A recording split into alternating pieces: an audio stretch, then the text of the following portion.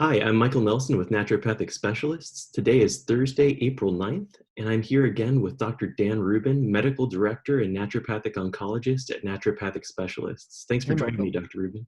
Absolutely. Thank you. So, the subject of today's brief little situation update, I wanted to be about testing. Can you describe Perfect. the test for COVID-19 for us? Yeah, there's a couple tests. The first test that came out was literally looking for the presence of viral genetic material, meaning we know that viruses are made out of genetic material and use our genetic material to replicate themselves. So why not go looking for that?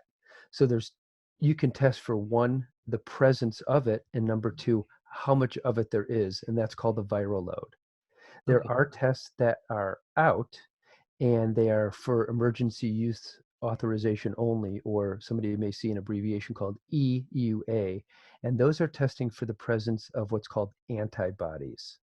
Many people will read that word antibody, and that's testing to see if you've done something called seroconvert, or if you have manufactured inside your body an immunity or antibodies to the SARS-CoV-2 virus.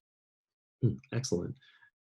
So, those are different reasons, I'd assume. Yeah, and those can be confusing. And so some people have heard about like rapid testing and some of these kits that you could get for like at-home rapid detection. As of now, there are no FDA authorized at-home kits. In fact, there's been some sanctions against some claims that some companies were making, and you can check the news wires if you want to look at that. But what we're most excited about is the rapid kits to see if somebody has been exposed and if they've developed antibodies against SARS-CoV-2. All right. So for those legitimate tests, we know that Mhm. Arizona right now is experiencing a real shortage, and that's why they're testing just specific individuals at this time. They're not necessarily widely available. Is Mhm. that a logistical or manufacturing problem? Why are there so few tests? Oh, you know what? I don't think us as just normal civilians know that. That may be wrapped up in politics, and that's something that I don't feel qualified to read about or to comment about because I only know what everybody else knows. I don't know that kind of like us in office practitioners know the answer to that. Yeah, I don't we know that. just Yeah. we just wish that there were more tests available so we could understand the full measure of what's going on at least a little bit Well, better. I think so. As we learn more about testing and more about data coming in from other countries affected with SARS-CoV-2 and testing for the presence of it, or with people with many cases of COVID-19, you know, tests can also be false negatives. These in America, I'm at least what I know is that we're manufacturing our own test kits, and these were rapidly produced, and there's a lot of tests being done. I think LabCorp can handle up to 40,000 test kits per day that they can process. And sometimes, I don't know, maybe a mistake is made in a lab. I mean, we do clinical lab testing every day in our oncology practice, and we see errors in lab testing from time to time. We're very open with that about our patients, and we simply don't know.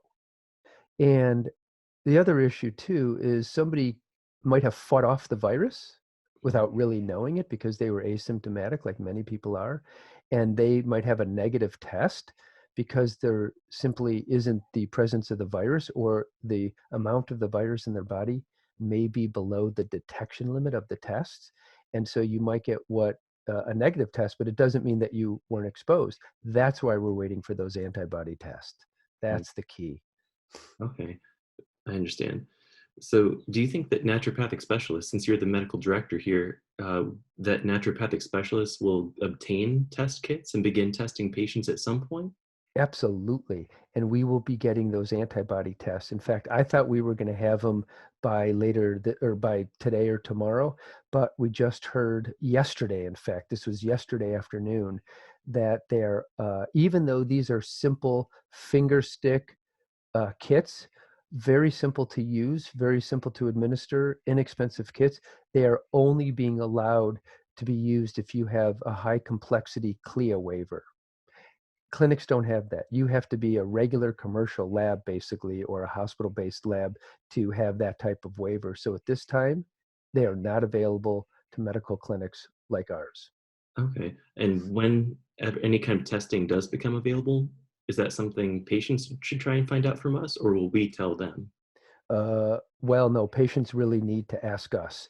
And I do not think, based on what I've been reading, even though I have no solid data, and our reps have told us that they will contact us when the kits are ready for us to get. But I'm guessing early May. I really don't know, but we will use our electronic means and most likely by our text messaging system to do our best to alert if we have the test kits. And then it all depends. We may only get 50 test kits when we first get them. So supply chain may be an issue. We simply just have zero information beyond what I've just said at this time. Okay. Well, one more question before I let you go. With the test that you have or that a person could have for COVID-19, does it just come back with a positive or a negative, or is there some clinical information that can be used by a doctor in that test? The one that we just talked about, the rapid test. Yeah, whichever one. Well, any information for a doctor on a test is relevant as long as you understand the results. And so if somebody goes and gets sort of like the standard testing that's been available, which is testing for presence of the virus, that's obviously good because it shows that you have active viral replication in your body at the time. The test that is rapid that we talked about, which is the antibody testing, I think there's high value in it because if somebody um, tests positive for the antibodies, that strongly suggests that they were affected with SARS-CoV-2. They may or may not have developed symptoms of COVID-19. COVID-19 stands for coronavirus disease 2019. They may think back and say, oh, you know what? I did have some mild symptoms, and it appears as though they then have fought it off. They developed a natural immunity to it, which is the goal of what we do with viruses. And then they may be safe to sort of re-enter the uh, the social structure of the United States, go back out, do things as things start to open up. I'm not saying that they can, I'm saying that they may be able to. And I think that's really the goal of testing and why they're trying to bring it forth quickly. I don't know why the rapid tests require a high complexity CLIA certification. I simply don't because I feel like it would be great to have in medical clinics such as ours. Well, it's obvious we want more information. The public wants more information. The doctors want more information. And as soon Yeah. as we have that, we'll use all means we can to get that out. So if you Yes, we like will. this episode, if you want more information, more relevant topics delivered in a brief way daily, follow us on Facebook, Instagram, and YouTube, and you'll be sure to see us. Thank you so much, Dr. Rubin, for Awesome. joining us. Thanks.